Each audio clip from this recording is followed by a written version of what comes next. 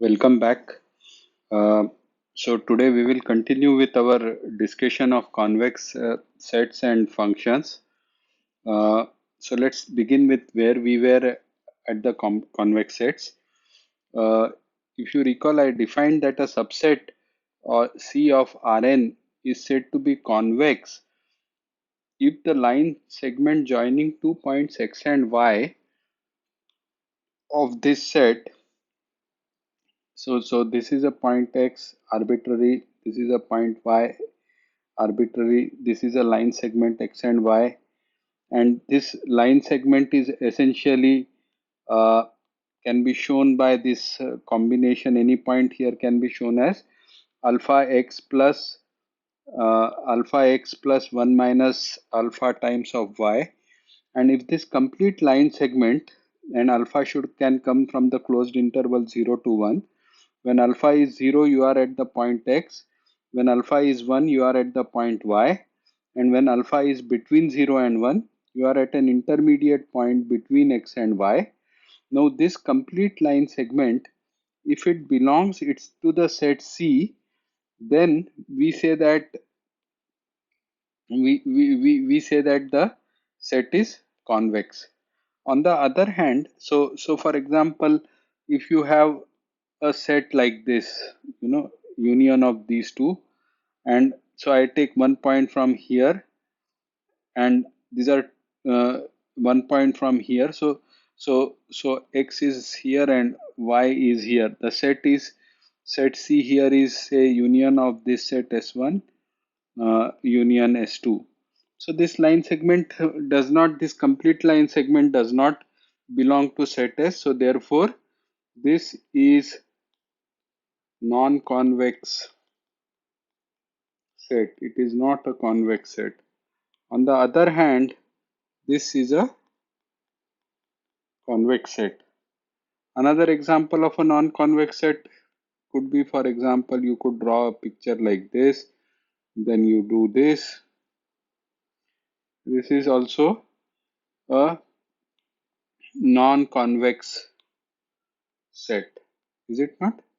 So we did discuss this in detail last time, the convex sets, and now using convex sets we can define a convex function. So if let's define the convex function. So let C be a convex subset of Rn. Okay.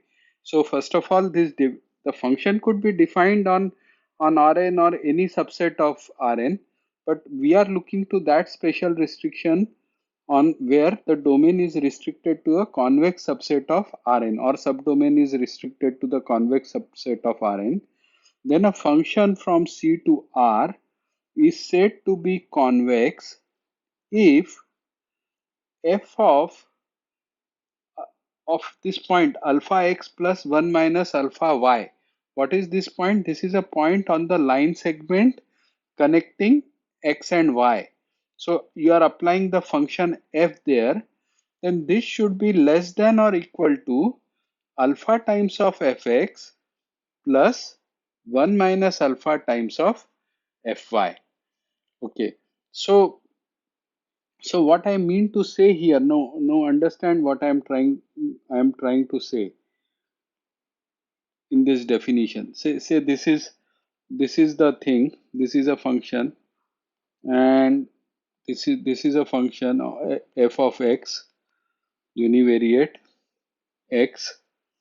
Okay. Now let me take this as the point x. All right.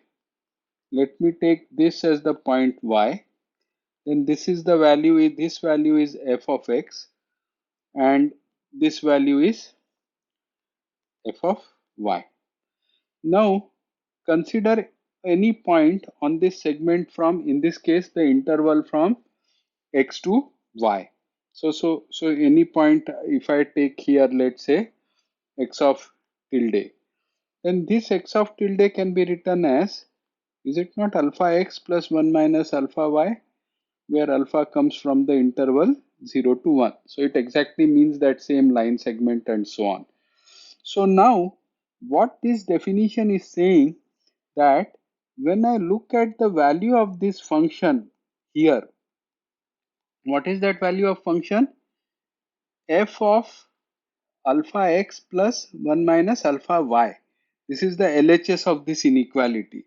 So the value of the function here is the LHS of this above inequality. Then this is less than or equal to alpha times of fx plus 1 minus alpha times of fy. What does that mean? That means if I join these 2 points here and do a linear interpolation, then this value that I have marked here, this value which I have marked here is actually alpha fx plus 1 minus alpha of fy. Bad choice of colors, but it's okay, now I have done it. So this value is alpha fx plus 1 minus alpha fy, and this value is coming out of linear interpolation. The actual function value is less than or equal to the linearly interpolated value. So what we are saying is, first of all, convex functions can be only discussed provided our domain we restrict it to a convex set. Now on that convex set, if x and y are two, in that convex set x and y are 2 points, then when we look at the value of the and at x and y the function takes the value fx and fy, then when we look at the value of the function at any other point on the line segment, then it is less than or equal to the value which is obtained by linear interpolation. This is essentially the definition of a convex function. Now a function is convex, a function is concave if the reciprocal, or rather minus of f, not the reciprocal, the minus of f is convex. So in other words, with a concave function, what is happening?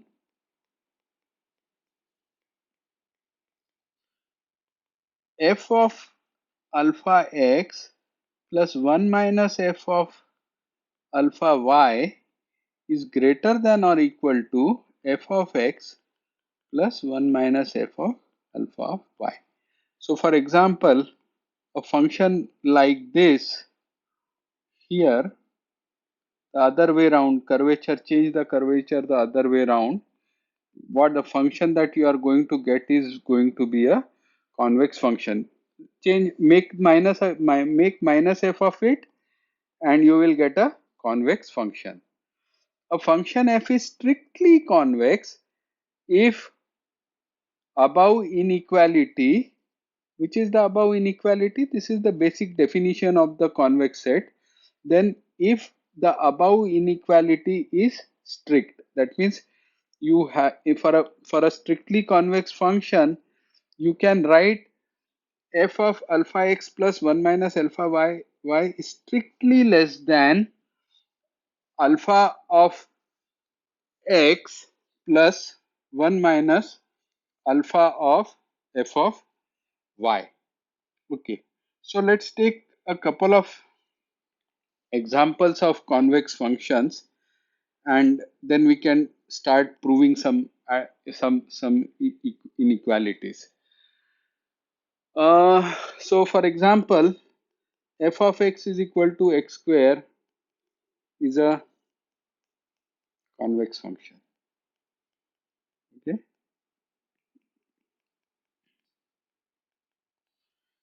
f of x is equal to log of x greater than 0 is a concave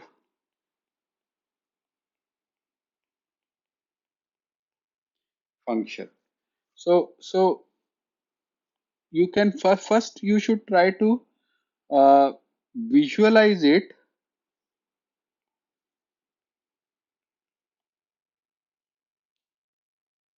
First you should try to visualize it and see what you get. Okay, so this is x square. At least look wise you see that cup type of a curvature, and you can sort of, right now I am not proving it, later on I will prove you very soon. I will prove you why this is convex, how to derive that this is convex. But this does look like in this function, you can think of it that you can see that interpolated value in actual value is less than or equal to the interpolated value. On the other hand, the log of x function is going to have the other way curvature like this. So if you take 2 points and x and y and look at any point in between on the line segment, then the interpolated value, actual function value, is greater than the interpolated value. So therefore it becomes concave. So this is our log of x value. Here the interpolate actual function value is lower than the interpolated value. So the function is convex. Here the interpolated value is lower than the actual function value. So therefore the function is concave. Now we will give more characterization of this a bit later on, and actually prove that these functions are concave, convex, and respectively concave functions. But let's first also complete our story of convex sets that we were discussing earlier, and towards that end I have following proposition to discuss. For any collection Ci of convex sets, the intersection of the sets is a convex set. Okay, so what I am trying to say here, and this is quite intuitive, so I'll leave the formal proof of it to you. But let's say this is my first convex set C1. Let's say this is another convex set C2. Let's say this is another convex set C3. Then if C1 is convex, C2 is convex, C3 is convex, what this proposition is saying is C1 intersection C2 intersection C3 is also convex. And how do you go about proving that? You can go about proving it by, first of all, just look at this thing in the intersection. Okay, just look at this thing in the intersection, and then in this intersection you choose a point x and a point y. So this, your intersection is looking something like this. In this you choose a point x, a point y, then join the line segment there. So join this line segment and consider any point on this line segment. So that is the point here on the line segment. Then what it is saying is, this is the point on the line segment. Then what it is saying is, now this point belongs to C1, is it not? This point, this complete line segment itself, because C1 is convex and x and y are from C1, so therefore this complete line segment belongs to C1. Similarly, this complete line segment belongs to C2, and the complete line segment belongs to C3. So therefore the complete line segment belongs to C1 intersection C2 intersection C3, and therefore the intersection is also convex. So this is the idea behind the first proposition. So I am not formally written it down, you can write it down yourself as a practice. We have already discussed the proof. For any collection for any collection Ci, this I is usually said to be an index set of convex sets. The intersection of the convex sets is convex. The second one says the vector sum of two convex sets C1 and C2 is also convex. So by vector sum, what do I mean? That means I take the define. So C, let's say C is defined as the vector sum of C1 and C2. So that means every vector X and C can be written as some alpha vector. Should I use alpha? Okay, P. Let me use a vector P. Some vector P plus Q, where P comes from C1 and Q comes from C2. So now suppose I want to show that this is complex. Okay. So what is the vector definition of a C set? C, every vector in C is a summation of, can be expressed as summation of P plus Q, where the P vector comes from C1 and the Q vector comes from C2. So let's take one vector Z, one point Z1 in C. Then it has a representation as Z1 is equal to P1 plus Q1. Let's take another time point P2 in C, Z2 in C. Then it can be represented as P2 plus Q2. Now look at this line segment joining Z1 and Z2, and to show that this line segment is also in C. For and so for line segment, I should restrict the lambda between closed interval 0 to 1. So I will substitute now for Z1 P1 plus Q1, and for Z2 I will substitute P2 plus Q2. Now I can further reorganize this as lambda P1 plus 1 minus lambda P2, which is basically that I have grouped the terms from the set C1, and similarly lambda Q1 plus 1 minus lambda Q2, wherein I have grouped the terms from set C2. Now, where does lambda P1 plus 1 minus lambda P2 lie? Actually, it lies in C1. Why is that? Because P1 is in C1, P2 is in C1, and lambda P1 plus 1 minus lambda 2 is a point on the line segment connecting P1 and P2 when lambda is restricted from 0 to 1. So set C1 being convex, this is also in C1, and similarly lambda Q1 plus 1 minus lambda Q2 is in C2. So what has happened now? Finally, this Z is another vector P from, and this is another vector P from set C1 time plus Q times plus Q, where P is from C1 and Q is from C2. But if that is the way this Z looks, then where is this Z? Z is in the vector C, which is the vector sum of C1 plus C2. So therefore, I can easily now say that Z belongs to C, because I am able to express it as a vector sum of as a vector sum of a vector from C1 and another vector from C2. So therefore, the vector sum also becomes a complex.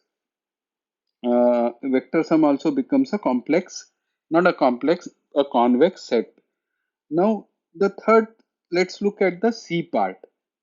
All the four proofs essentially move in the same way. They don't move in any different way. Very similar proofs, but you should practice it. I am also doing it for you.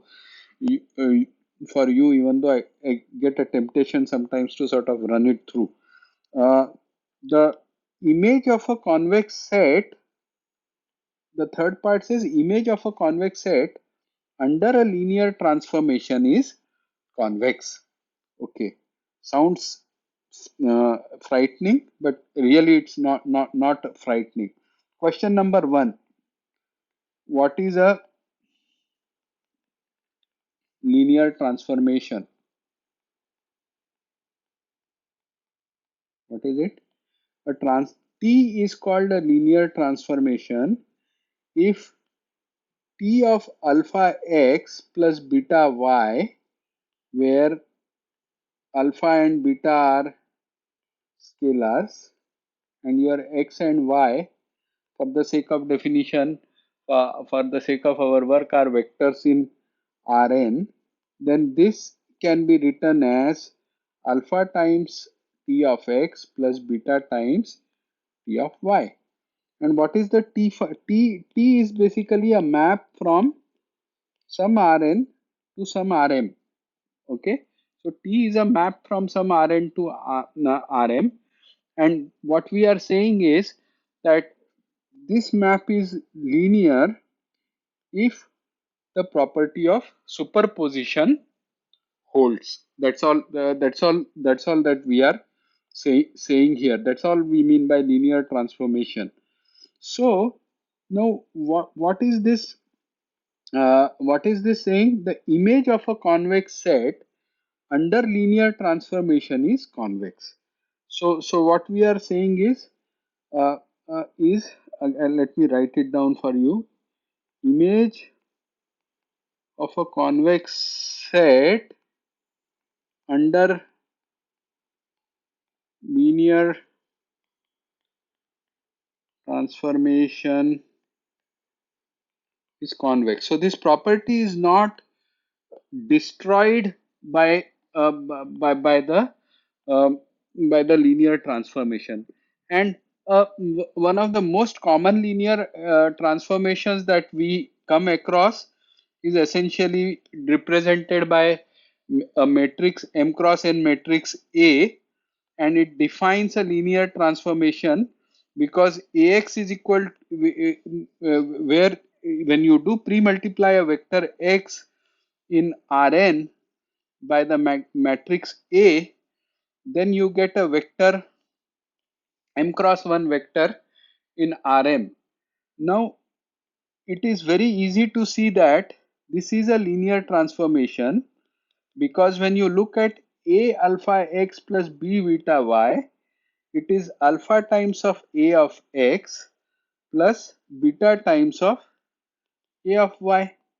So therefore, T of alpha x plus beta y is alpha times of T of x. The T is here essentially pre-multiplying the vector x by the matrix A. So it is alpha x, and similarly A of y is nothing but T of y, and T of alpha x plus beta y is nothing but pre-multiplying this vector by a vector, and so it is A times of alpha x plus beta y.